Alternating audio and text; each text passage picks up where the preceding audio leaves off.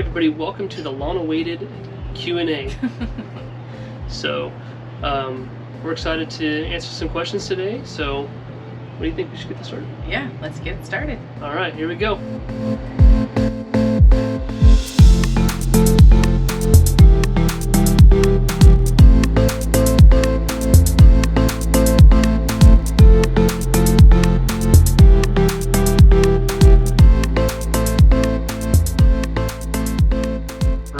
So, question one today, let me pull this up for us.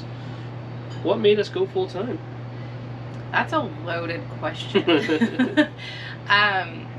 Honestly, like, it was a combination of things. We were tired of the rat race. It was like work to pay our bills, to take the kids to wherever they had to go, to come home, to make dinner, to do it all over again. Like, we didn't really have, it was just the same thing all the time, like on the hamster wheel. So when COVID hit, it was kind of like, well, let's kind of take a look at our priorities and reassess here and see what we can change. And honestly, like, it happened so fast. Camp life, sorry, somebody's moving in or out. It all happened so fast. Like, we started talking about it, we started watching the videos and RV YouTube channels and all the things, and like started thinking, and we were like, wow, we can really do this, like that this could be a reality for us. And so one thing led to another, and in June of last year we decided that we were going to do it, put our house on the market in July, and we were out in September. So it happened very quickly. Yeah, it was just a matter of just breaking the norm, yeah. You know, so we just went for it, and we are so excited we did. Yeah. Next question is, do you miss being in a house? No. I don't actually. We went from 4,200 square feet to, what is this, like 420 or something like 26, I don't even know, 29. I think it's actually 429 square feet. But anyways, no, I don't miss a house. I loved our house. I've loved all of the houses we've had. But I don't really miss it. I miss our neighbors. We had a great neighborhood. We had a great street. We were on a cul-de-sac. But I don't miss like being in the house, and I'm perfectly content. In fact, I had somebody tell us, like, the first 2 weeks you're in your RV, you're gonna lay there in bed at night and wonder, what in the world did I do, except it wasn't so nice. And I kept waiting for that to happen. Yeah, it never hit. It never happened, and it still hasn't happened, and it's been, what, almost 6 months? Yeah, we're coming up on 6 months. Yeah. Yeah. I don't miss it. Yeah. It's weird, but I don't. I do know that I do more projects and repairs in a camper than I do in a house, that's for sure. Keeps us busy. Yeah. That's kind of the fun of it. Yeah, it really is. So next question is, what was it hard downsizing, and how did you choose what stayed in storage and what went with you? Honestly, no. I've read, lots of blogs and pages and stuff where people don't even know where to start downsizing. And like, I don't know, for us it was just like, okay, well, we knew what we were going into. I think what made it a little bit easier was the people who bought our home also they wanted a lot of our furniture. So, sorry, oh man. Same person driving, can't find where they want to go. Can't find a spot. It's alright. They wanted a lot of our bigger furniture, which actually made it easy, because I was like, call me weird, I'm not emotionally attached to furniture. Josh makes fun of me because I would switch furniture all the time. Mm-hmm. She would. So it was easy. I was like, yeah, you can have that. Yep, you can have that. Sure, you can have that.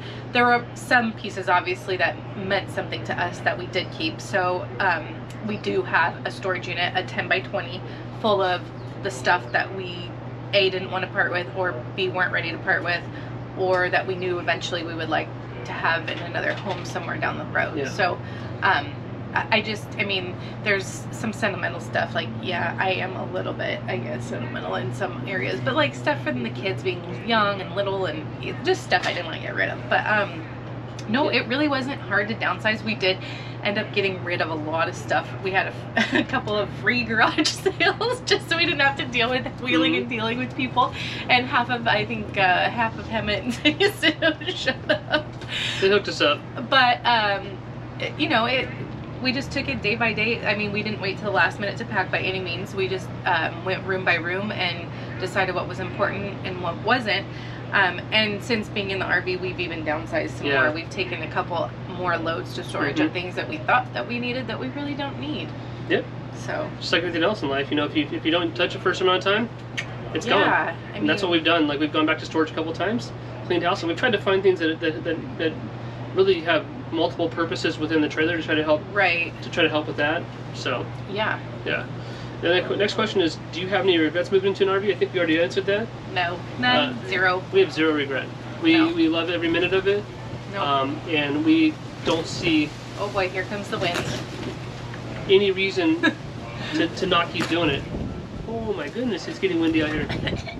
Getting dirt in my face. No, yeah, and eventually, like, our whole attitude going into this was, let's try it for a year, see if we like it. And at the end of the day, if we hate it, so what? We can say we did it, we'll run. But yeah, no, I'm perfectly content with RV life. So next question is, how do you guys get space away from each other?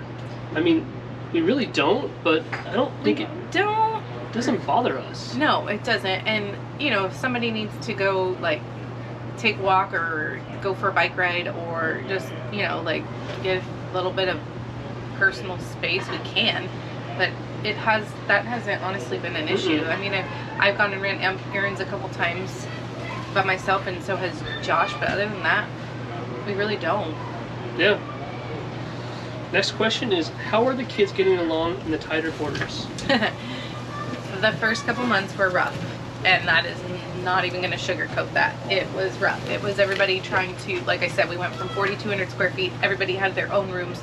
Even one of them had their own bathroom, so trying how to figure out how to live in the same area and share space was a bit of a challenge for the first couple months. I mean, and they've shared rooms before, so it wasn't like anything foreign, but it was just, well, we went from that to this, and so it was just a readjustment period. But whatever, everything in life is a readjustment. I mean, and not everything's always going to be perfect, so it just is what it is. And it took everybody a couple months to kind of work the bugs out, but I think we're pretty good now. Yeah, it's going pretty good. Okay, next question is, what is your favorite part about the whole adventure? My favorite part is, I don't know, meeting new people and just experiencing new things. We're doing more now than we ever did when we had any house. It was just, like I said, the rat race, go, do the same thing all the time, maybe go on a vacation here, maybe go on something there, but it was not all the time. This is hey, what can we do today? Where can we go today? I mean, and not every day is like that. Not every day is going to be an adventure. I mean, you still have to do your things that you have to do, but I don't know, you just get to experience and see new places and things and meet new people. We've met some amazing people already. Oh my gosh, yes. And you learn from that just so much. So I don't know. Yeah, just meeting them and talking to people and just people from all walks of life. Yeah. Camp life's interesting. You meet some really, really cool people, so we love it. All right. What is the hardest part about being in a camper? It's really easy for the space to get messy real fast. In fact, right when we're done with this, I get to go in and redo the kitchen because it just had an explosion. We have dishes from last night that haven't been put away yet, and then breakfast dishes that need to be washed. So it's just everything can pile up real fast if you're not careful. But we're pretty good about putting everything away and making sure everything's done at nighttime. We don't go to bed with messy camper to wake up to. I can't function like that. And when you have 6 people in a tight spot, you have to stay pretty organized and on top of things. Otherwise, it can get out of hand pretty quick. It's like a massive jungle inch if you don't. Yeah. Next question is, do you feel this is something you can do long term? Yes. We said into it, 1 year. 1 year, we'll do 1 year, we'll travel, and then we'll pick a spot and we'll settle down. And then we're 6 months into it, we're we haven't even begun to see anything spectacular. Any, you know, traveled all the places that we've even once said we would be traveling to by now. So at this point, like, I don't have a timeline. I don't think Josh has a timeline. We've told the kids there's really no, like, dead set date. I'm not saying that we won't ever settle down at some point, but we're kind of happy where we're at right now in life. Yeah, it's just one of those things. I mean, you know, when we started out, we had an end goal date, like, to do 1 year. But the minute we stepped in and we experienced this life where we're at, I think we both fell in love, and we're in. Yeah. I don't want to put a cap on the adventure. Right. I mean, we're obviously going to monitor, like, our life and things that need to be addressed. And if things change, we'll change. But right now, we're not putting any like end date on anything, because we're loving it. Yeah.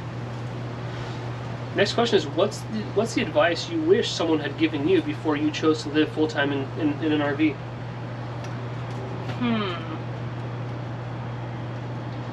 For me, it would have been, you're going to be doing way more projects than you ever thought you would have before. You think it'd be simple, like, oh, we got no yard to mow, no garage to clean. There's always a little something going on. There's always something to fix, or to tweak on, or to modify, or to change, or to upgrade. For me, with advice, I don't know. I feel like I've learned a lot. I've learned how to make use of tight spaces, and like I feel like maybe somebody could have told us that, like, you really don't need what you think you need. Yeah. Like, you just don't. True. So true. So next question is, what is the best part of RV life that has been? Let's take a quick break.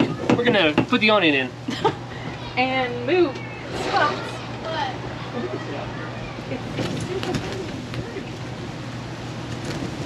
Oh my gosh, hurry. Oh my gosh. Go, hurry. Oh my gosh. It's bowing. All right, we are back. That was crazy. Yeah. The wind came up out of nowhere. I mean, we knew the winds were coming, but I didn't expect that. No, we almost lost the awning real fast. So, whoops. All right, so back to our next question. What is the advice you wish someone had given you before you chose to live full-time in a camper? We already did that one, right? Yeah. Okay, so I don't know where I'm at right now. All right. What is the best part of RV life that has been a surprise that you didn't realize until you actually were living it? A surprise? Like the best part? The family time, I think, because we have a lot of family time.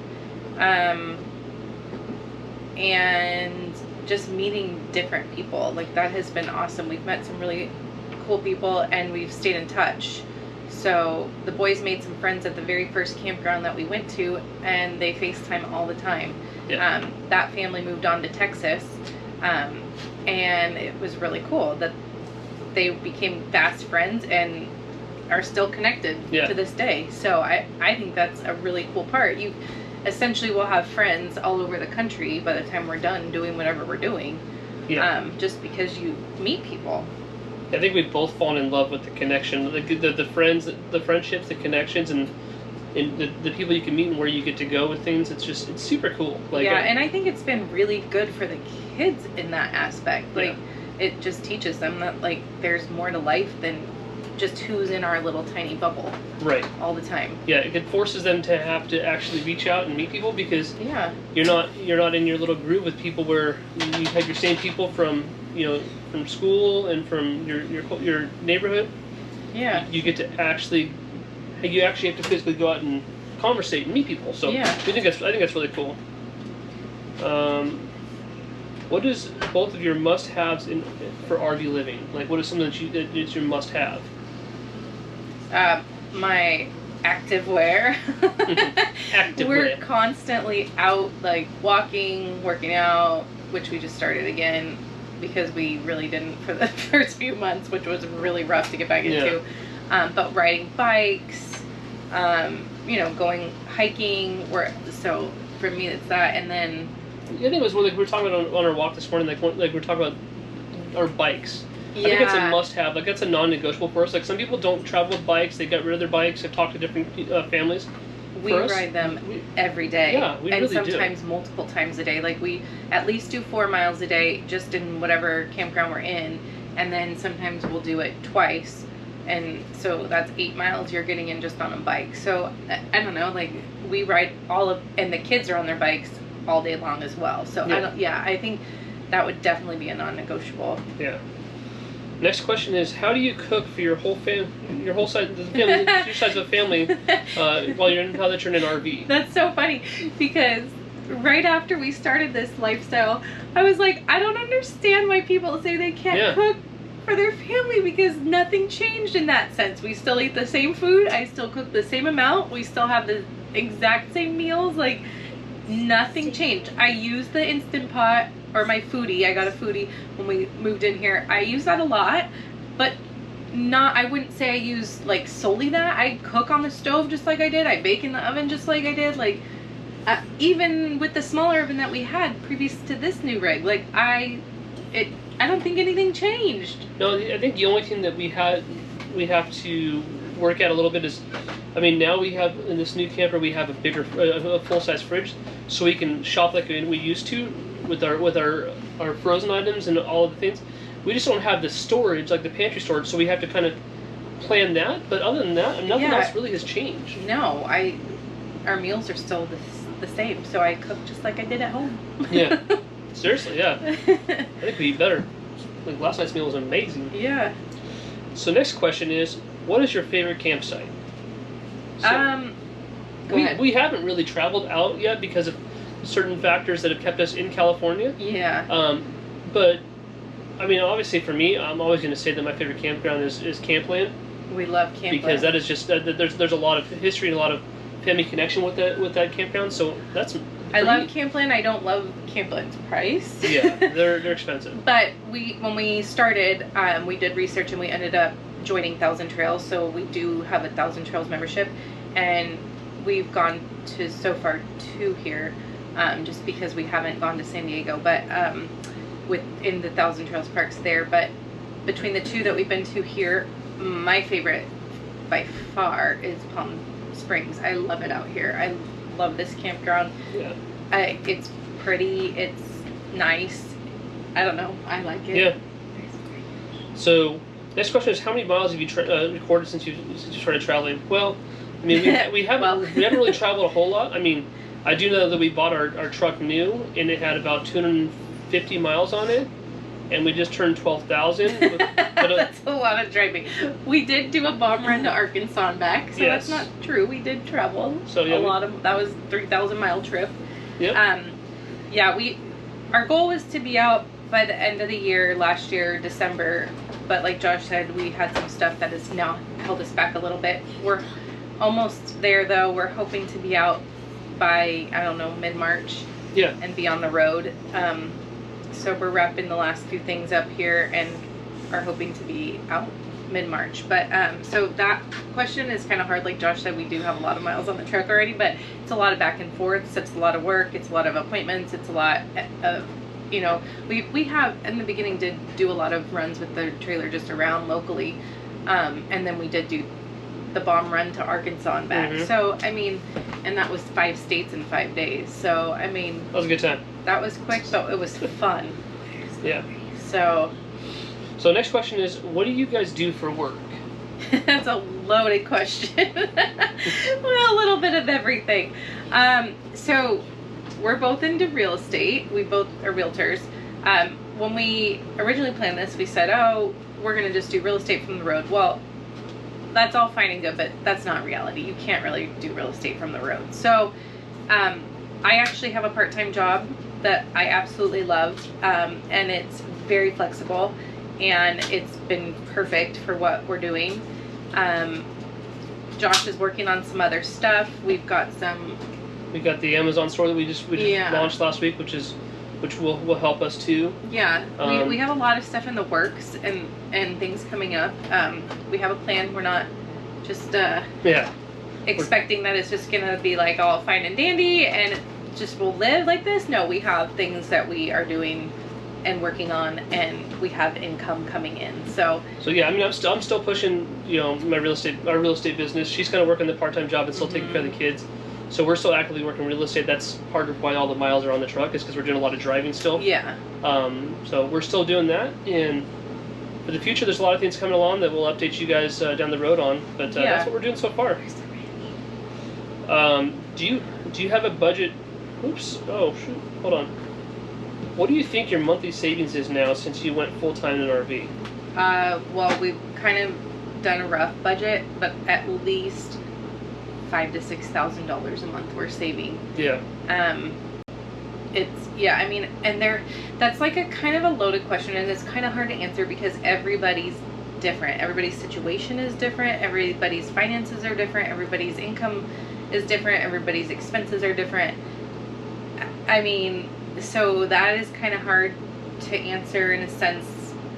But for us and what we were able to do by doing this, we're saving, I would say, between $5,000 and $6,000 a month, which is a huge savings. Yeah, and part of this whole thing for us was position us in a place where we would be pretty much 100% debt free, and that's what that was one of the driving forces also, to actually sell our house, and move into a camper was that also. So that was a piece of that also. Yeah. So yeah. Next question is: Do you use a budget program for your finances? Nah. I mean, should we? We really should, but we haven't really been tracking it well yet. Yeah. Well, I always we did Dave Ramsey's Financial Peace University, and he has a budget worksheet, which I've always, since we did that in 2012, I think, or 11, I've always kind of used that to track our monthly expenses.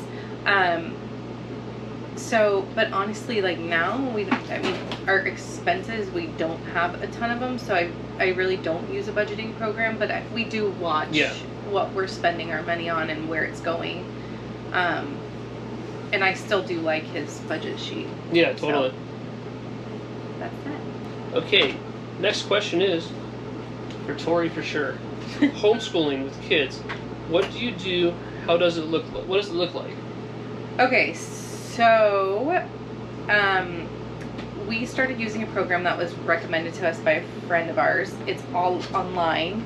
It's 100% free. This lady basically, as her ministry, wrote a curriculum that anyone can use, and it's kindergarten through high school. So we do that. We started with that, I should say. The girls are still 100% using that, except for Spanish. They've now switched to something else that they're doing, and for the Bible portion, they're doing something different as well. But they're 100%, or I should say 90% doing that. And they are self-directed, self-focused. Like, I don't have to sit with them. They get their stuff done. It's broken down by the day. It tells you exactly by the subject, so they can follow it, they do it, it's done. The boys, we started doing that, and it was a little much, especially for Nathan. We have a couple kiddos with some learning challenges, and so I had to kind of be flexible in that. So for the boys, I've gone more to what is considered road schooling. We don't follow a particular program per se. I do still use some of the easy peasy stuff. We have workbooks. Nathan tends to do better in a physical workbook, not on the computer, not watching a video. He has to see it, and then he also does really well by doing it. So by a tangible item. So I've had to be flexible in that and just be okay with it's not going to look like what I thought it would look like, which I think is a lot of homeschool journeys anyway. And so that's just kind of what it's been, and it's evolved, and I'm totally okay with what we're doing and where we're at. Like, they have learned a ton. And so, all right, so like a lot of interruption going on right now. Craziness today. So that's where we're at with homeschooling. I have a couple of things that I'm already looking into for next year as far as curriculum goes, and what I'm going to change and what I'm not going to change. All right. So anyway, so I've started looking into stuff, different curriculum and things that we're going to change for next year. But for the most part, I'm totally happy with what we're doing. They're still learning. They're still thriving. I don't feel like they're behind. they're doing so much outside that they never got to do, and there's been a lot of practical life skills that they've learned. So I am perfectly fine with what we're doing and where we're at. And we're definitely, I think, gonna keep doing things this way next year. Yep. All right, next question. I'll answer this one just because I don't have a whole lot of information on it, and I'm gonna send some resources up for you. The question is, what are the dangers of solar panels when it comes to weather and related issues? We don't have solar panels yet. I mean, we'd like to, but again, I don't have any knowledge in them yet. So I've watched a couple of videos. I'll drop those videos in the description for you, so you guys can reference them. But unfortunately, I don't have the information to give you on that. So we're set up for it. We have the inverter, but we just haven't done it yet. So I mean, we would like to, only because it would be amazing for us to boondock. Because Josh set us up with the batteries and all the things. So we're good. We'll see. I mean, it's not a necessity right this second, but down the road for sure. Yeah. And last and final question. This is the fun one. We saved it for last on purpose. How do you keep your alone / intimacy time in a camper with kids? You just do. You do. There's doors, and the kids go to sleep at some point, and we have stabilizers. We have a front jack. Like it hasn't been an issue. Like you just there's a will, there's a way. Like you just find a way. But I mean, yeah. It's what it is. It's what it is. And I mean, we have a door in our bedroom that locks. The kids have a door in their bedroom that locks. There hasn't been an issue. Just is what it is. Oh my gosh. All right, you guys. Well, I hope you enjoyed this Q&A. If you guys have any more questions, drop them in the comments. Yeah. So. And we'll have to do another round once we get on the roads. We have some other answers, and I'm sure we'll have lots of experiences to share. For sure. All right, guys. We'll see you soon. Take care.